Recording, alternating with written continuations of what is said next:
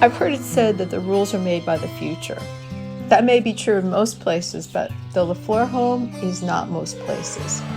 Here, the past controls the future. This is me, Gardener LaFleur. This is my brother Bram. And this is Vandy LaFleur, then and now. She controls the past and the future. And yes, she's always here.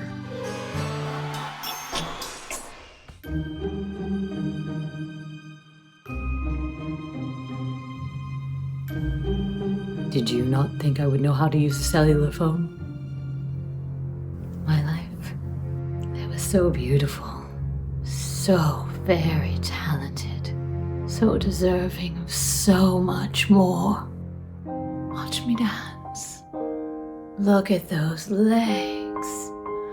I was so graceful. I was destined to be a prima ballerina, not some nameless face in the core. And the voice. I could make angels weep. Hear the notes.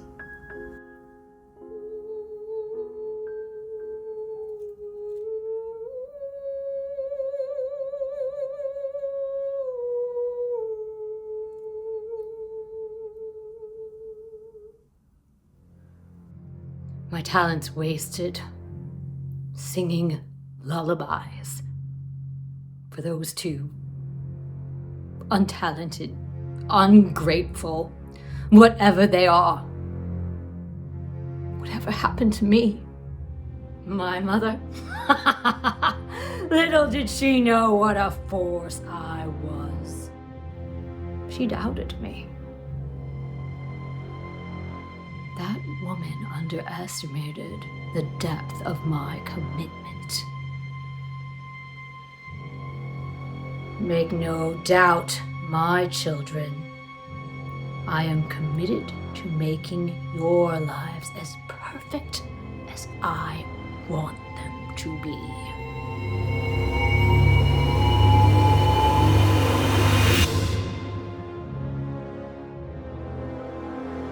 I came to New York to be a star. Beauty, brains, and ambition. Forced to be second to Nora. Don't get me wrong. Nora had her moments, but she was a poor substitute to me.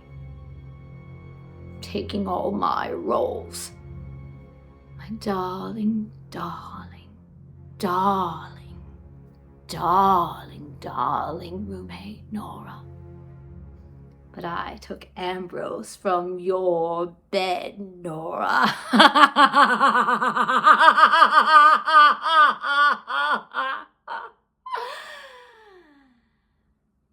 My dear, dear, dear Ambrose.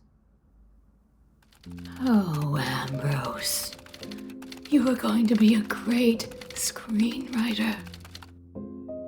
You were so handsome. So handsome. Whatever happened to your youth? It was so easy to steal you away from that bitch. A smile. A great leg. You wanted me. I wanted you. For different reasons. But a want is still a want. We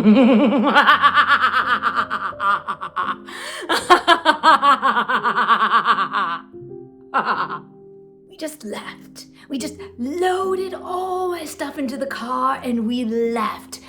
No goodbye, no dear Nora letter. We just left. It was so devilishly divine. And in Hollywood, we were going to be the it couple. Sharon and Roman without the gore. Elizabeth and Richard with the jewels. Steve and Allie, because one needs an edge. Instead, we became John and Jane Doe. You sold the script, and we were in heaven. The press called you a genius. What happened? God, what happened? It was that damn baby gardener. She became your princess. Ambrose, how could you? You gave her everything. That talentless creature. Her first recital, she just sat there. Who did she think she was? Ferdinand's bull? She never changed. She's done everything in her power to ruin my life. Even befriend Nora. What a stab in the back. And then there's Bram. He will never leave me. He knows he owes me everything. Everything. Oh, Ambrose. You had to run off with Nora. And leave me with those two brats. Those two worthless creatures. You and Nora living my life. My red carpet. My roles. My life. But I improved myself. I learned. Magically delicious hardly describes it. Magically wicked so suited me. I found the book, and it came so easily to me. Yes, little spells came easily to me. It was easy to bring dead flowers back to life. It was harder to bring you back to me. Love potions, how very, very common, are temporary. It took a few failures, but you came back. You stayed, but you said that living with me was stifling. It was not me, but those children you created. No amount of magic could drive them away. But when Nora came back, that was too much. Black magic has its price. But it would have been worth it. She was getting the role I was destined to have. Nora was getting the role I was destined to have. And you, Ambrose, gave it to her. The book gave me what I needed. Nora would be banished, and I would finally get the role of my dreams. But that ridiculous gardener walked in right as I cast the spell, and I looked into the mirror. I've been stuck in here for 3 decades now. But soon I will be free. I will always be here. Bram, what are you wearing? What's that, Vandy? Are you talking to me? You look like a fool. Take that off now. This is the newer me. Just deal with it.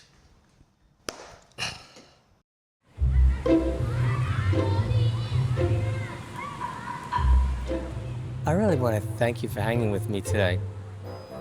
I just don't know where to turn to. I can't talk to Dad or Vandy, and I was never Dad's favorite anyway. I mean, that was the princess. Oh, jeez. That didn't sound right. That came out really, really bad. Don't get me wrong. I love Gardner. I mean, who else would stand by me? Sure, we've had our sibling moments, but, well, you understand that. I mean, you came from a large brood. Hey, what do you say? We throw the frisbee for a little bit?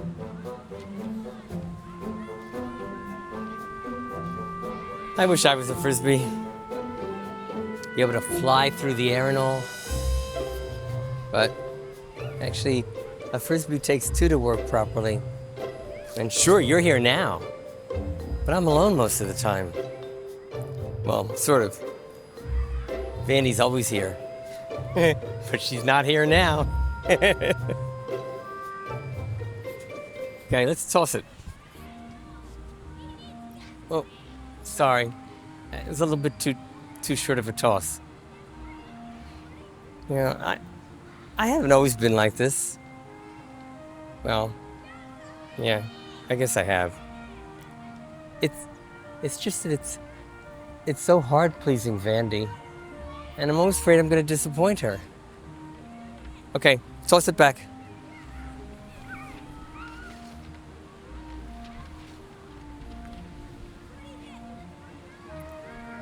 Vandy always said that I was a burden to her, even before I was born. I was late. 2 weeks late. Oh, Vandy was so angry. She said I was like passing a bowling ball. Hey, you know, I'm not even that fat. But I was a 10-pound baby. She said I could be spotted in the nursery by the crane next to my cradle.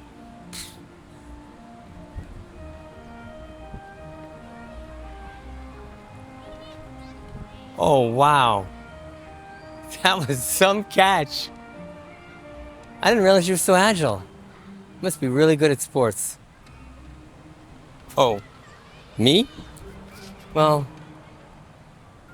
Vandy had me take ballet and tap and ballroom dancing. Vandy, she didn't like sports. She said there was no value in them for me. So when Gardner took up boxing, she wanted me to take up set design. I think Dad was really embarrassed by it all. I think that Vandy always tried to make me the kind of daughter that she always hoped for. And I disappointed her and failed at that too.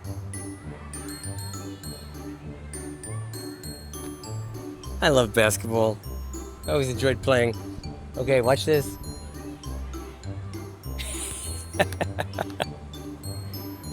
It was really hard growing up. Most of the boys weren't into ballroom dancing. But of course you know that. I'll bet you were a real jock. Yeah. I had a few friends. But I think most of them were trying to meet Gardner. But hey, that's okay. I mean, a friend is a friend, right? Vandy always said that I wet the bed. Oh. You used to do that too for a little while? Well, I don't think I actually wet the bed. In fact, I'm certain about it. I think that Gardner, she would pour water on the bed. Why? Well, I think she was trying to divert attention, negative attention, away from herself that Vandy gave her and focus it on me and get some relief for a little bit. Okay, toss me. Am I talking too much? I just need to vent. Oh.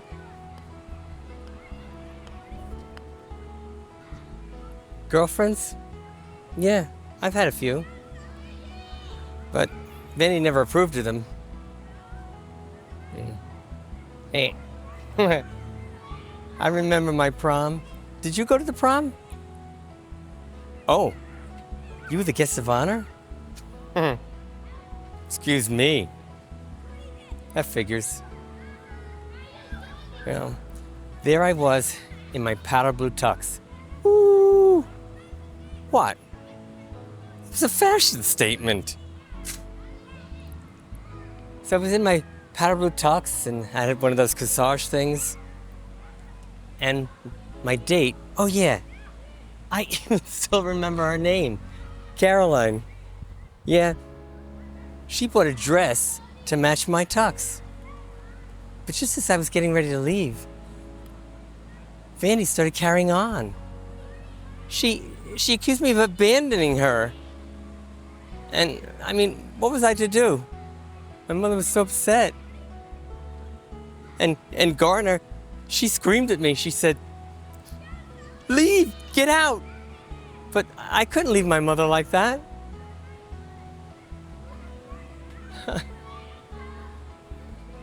I mean, she was so upset.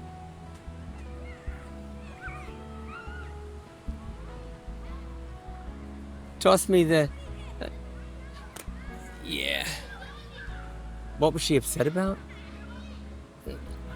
I really don't know. I mean, I just knew that I felt guilty that I upset her. And I felt really, really bad.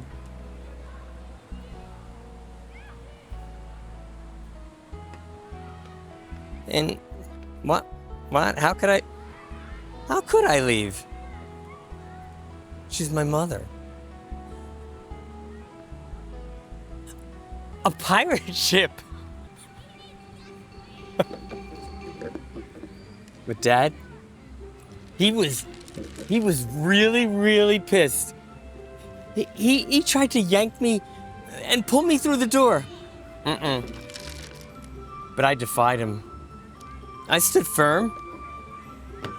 I wouldn't budge. Oh no. And right after that, he started screaming at Vandy and yelling at her. And a few minutes later, I remember he was gone.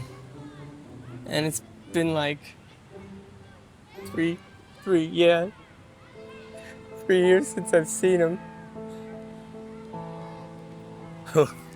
Gardner?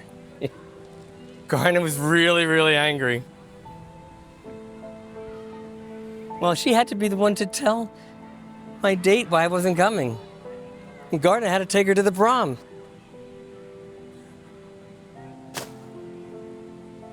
But listen, get this, all right? You gotta hear this. They made Gardner prom queen. That's Gardner.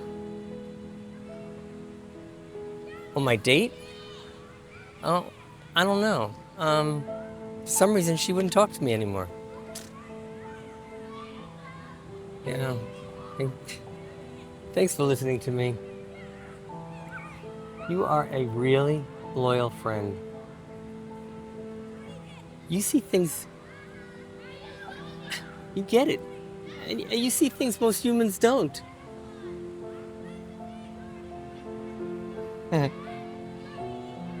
My loyal buddy. So sweet. Okay. Well, here you go. This one's for you. See you later, Rusty. Next time, I'm gonna tell you about Nora. If Vandy only knew. And I promise you, next time, I'm gonna bring the treat. I have to tell you, it's just been a horrible few days. I mean, it's okay, horrible few years. Okay, like a horrible, horrible life. Yeah, I do. I hear you. I work all day for an ex-wife and ungrateful kids. Me? I work for my dogs. You know, I spent my whole life being perfect, you know, like ballet and tap and vocal and acting and private school and cotillion classes. I mean... Cotillion. I never did a cotillion, but beer and frat boys, that was more my style. Well, I think I do my share of beer cake parties and frat boys for that matter. I mean, do you have any idea how hard it is to be with a mother who like never saw you? I mean... Do you have divorced parents? That would have been great. They haven't been together in decades. I mean, I don't know. I mean, Ambrose, Dad, he was always cheering me on. I mean, Mom, not so much. I mean, I think we really wanted was a son. Thought you had a brother. I do, Bram, but I think Bram was more the girl that Vandy always wanted, you know? He always wanted to do the things that she wanted to do. I mean, I mean, I preferred sports and skin knees and shit like that. Just doesn't look good in a pink tutu. I bet you look cute in skin knees, though. What do you mean I'm not cute now? But come on, I bet you're the daredevil. I mean, like I saw the bike you rode in on. I mean, Harley's. Harley's a guy. I mean, I see all man. Come on, come dance with me. Sure.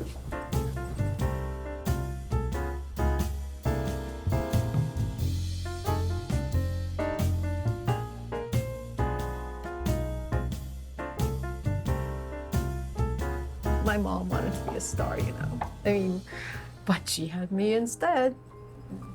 I never, ever heard the end of it. I mean, I was just like never the girl that she wanted. I mean, the funny thing is, you know, I was actually really good at all that stuff. I mean, the ballet crap and the dancing and the acting, and I just chose not to do it. Well, why would you do that? Why give her the satisfaction? Well, she's your mom. Giving birth does not make you a mom or a dad. I mean, ugh, for God's sakes, you know what I mean, you know? I don't know, man. She's a witch. I mean, my mother is a real... That bitch is a real witch. I mean, and not the good Glinda kinds, you know? I mean, no. I mean, like, I even threw water on her and she didn't melt, so I have no idea what kind of... I don't know what she is. Wow, you're kind of a trip. You still a rebel? Always. I mean, come on, 3 husbands? I worked on Wall Street. I was a stockbroker. I was damn good at it. Oh yeah. I mean, beat the boys at their own game. How'd you do that? Do you really have to ask? I mean, oh come on, sex is the great equalizer. Tell me more about that. Oh, seriously. I mean, there's very little that scares me. There's only one thing. What's that? A book. A book. You have like the IRS book and the regular book. A book. I mean, this book is just... Look. Goofball, this book is really... It's dangerous. It contains spells, you know? I'm scared. Really, my mom, I mean... I thought your mom was dead. Well, I mean, she is. She isn't. I mean, just wait, you'll see. I'll see. Just wait. You know, you're not half bad. You know, it's getting late, you know? I mean... You ready to go? You think you're ready to go?